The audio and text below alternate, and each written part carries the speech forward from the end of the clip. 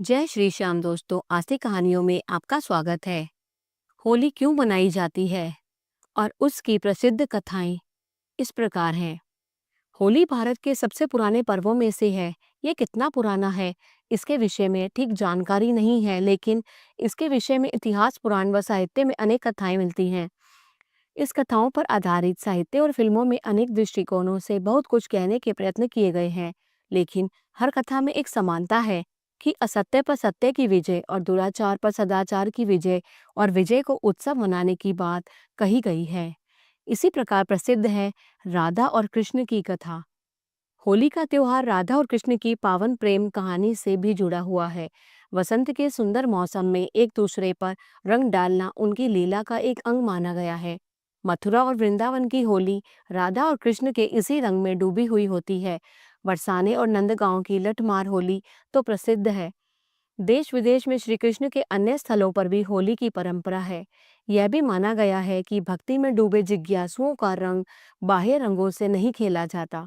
रंग खेला जाता है भगनावन, रंग खेला जाता है सद्भावना से बढ़ाने के लिए, और प्रेम का रंग होता है, भाव का रंग होता है भक्ति का, विश्वास का।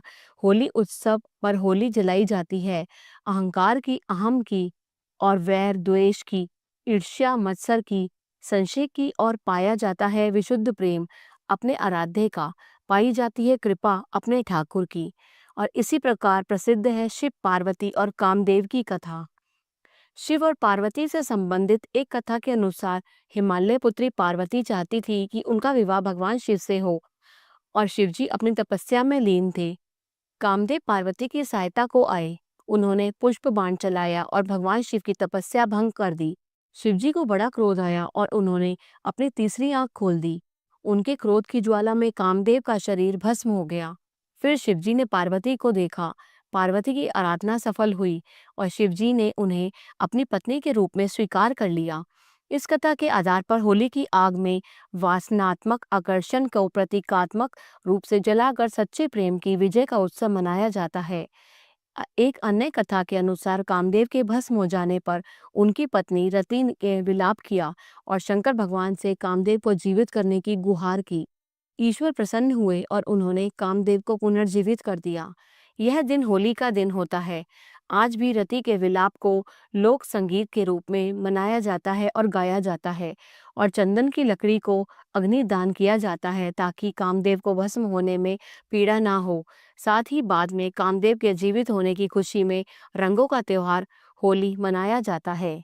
और इसी प्रकार प्रसिद्ध है प्रहलाद और होलिका की कथा। होली का त्योहार प्रहलाद और होलिका की कथा से भी जुड़ा हुआ है। विष्णु पुराण की एक कथा के अनुसार प्रहलाद के पिता असुरराज हिरण्यकश्यपु ने तपस्या पर देवताओं से यह वरदान मांगा कि वह ना तो पृथ्वी पर मरेगा और ना आकाश में, न दिन में मरेगा और न रात में, न घर में मरेगा और न बाहर, न अस्त्र से मरेगा न शस्त्र से, न मानव से मरेगा न पशु से। इस वरदान को प्राप्त करने के बाद वह स्वयं को अमर समझकर नास्तिक और निरंकुश हो गया। वह चाहता था कि उनका पुत्र भगवान नारायण की आराधना छोड़ दे, परंतु प्रहलाद इस बात के लिए तैयार न हुआ। हिरण्यकश्यपु ने उसे बहुत सी प्रताड़नाएं यातनाएं दी, लेकिन वह हर बार बच निकला। हिरण्यकश्यप की बहन होलिका को वरदान स्वरूप एक जादुई वस्त्र प्राप्त था, जिसे लपेटकर वह आग लगाकर आग में जलेगी नहीं। अतः उसने होलिका को आदेश दिया कि प्रहलाद को गोद में लेकर आग में जाए, परंतु नारायण की कृपा से प्रहलाद का बाल भी बांका नहीं हुआ, बल्कि देवी शक्ति से वह प्रवस्त्र प्रहलाद पर आ गिरा, जिससे प्रहलाद सुरक्षित रह गया और होलिका जलकर भस्म हो गई। इस घटना की याद में लोग होलिका जलाते हैं और उसके अंत की खुशी में होली का पर्व मनाते हैं। और इसी प्रकार अगली कथा है कंस और पूतना की कथा। कंस ने मथुरा के राजा वसुदेव से उनका राज्य छीनकर अपने अधीन कर लिया। स्वयं शासक बनकर अत्याचार करने लगा। एक भविष्यवाणी द्वारा उसे पता चला कि वसुदेव और देवकी का 8वां पुत्र उसके विनाश का कारण होगा। यह जानकर कंस व्याकुल हो उठा और उसने वसुदेव और देवकी को कारागार में डाल दिया। कारागार में जन्म लेने वाले देवकी के 7 पुत्रों को कंस ने मौत के घाट उतार दिया। 8वें पुत्र के रूप में कृष्ण का जन्म हुआ और उनके प्रताप से कारागार के द्वार खुल गए। वसुदेव रातों रात कृष्ण को गोकुल में नंद और यशोदा के घर पर रखकर उनकी नवजात कन्या को अपने साथ ले आए। कंस ने जब इस कन्या को मारना चाहा तो वह अदृश्य हो गई और आकाशवाणी हुई कि कंस को मारने वाले तो गोकुल में जन्म ले चुका है। कंस का यह सुनकर डर गया और उसने उस दिन गोकुल में जन्म लेने वाले हर शिशु की हत्या कर देने की योजना बनाई। इसके लिए उसने अपने अधीन काम करने वाली पूतना नामक राक्षसी का सहारा लिया। वह सुंदर रूप बना सकती थी और महिलाओं में आसानी से घुल मिल जाती थी। उसका कार्य स्तनपान के बहाने शिशुओं को विषपान कराना था। अनेक शिशु उसका शिकार हुए, लेकिन कृष्ण उसकी सच्चाई को समझ गए और उन्होंने पूतना का वध कर दिया। ये फागुन पूर्णिमा का दिन था। अब वह पूतना वध की खुशी में होली मनाई जाने लगी।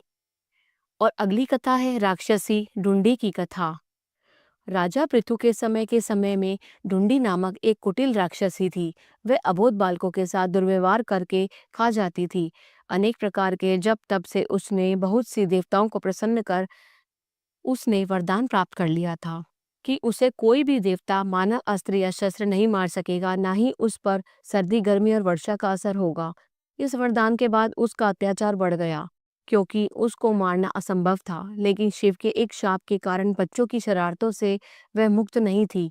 राजा पृथु ने ढूंढी के अत्याचारों से तंग आकर राजा पुरोहित से उससे छुटकारा पाने का उपाय पूछा। पुरोहित ने कहा कि यदि फागुन मास की पूर्णिमा के दिन, जब न अधिक सर्दी होगी न गर्मी, जब सब बच्चे एक एक लकड़ी लेकर अपने घर से निकले, उसे एक जगह पर रखकर घास फूस रखकर जला दे, ऊंचे स्वर में तालियां बजाते हुए मंत्र पढ़े और अग्नि की प्रदक्षिणा करे, जोर जोर से हंसे, गाएं, चिल्लाएं और शोर करे तो राक्षसी मर जाएगी। पुरोहित की सलाह का पालन किया गया और जब ढूंढी इतने सारे बच्चों को देखकर अग्नि के समीप आई तो बच्चों ने एक एक समूह बनाकर नगाड़े बजाते हुए ढूंढी को घेरा। धूल और कीचड़ फेंकते हुए, उसको शोरगुल करते हुए नगर के बाहर खदेड़ दिया। कहते हैं कि इसी परंपरा का पालन करते हुए आज भी होली पर बच्चे शोरगुल और गाना बजाना करते हैं। जय श्री श्याम। अगर आपको होलिका की बहुत सारी कथाएं पसंद आईं तो कृपया करके इसे लाइक कीजिए और अधिक से अधिक शेयर कीजिए। जय श्री श्याम।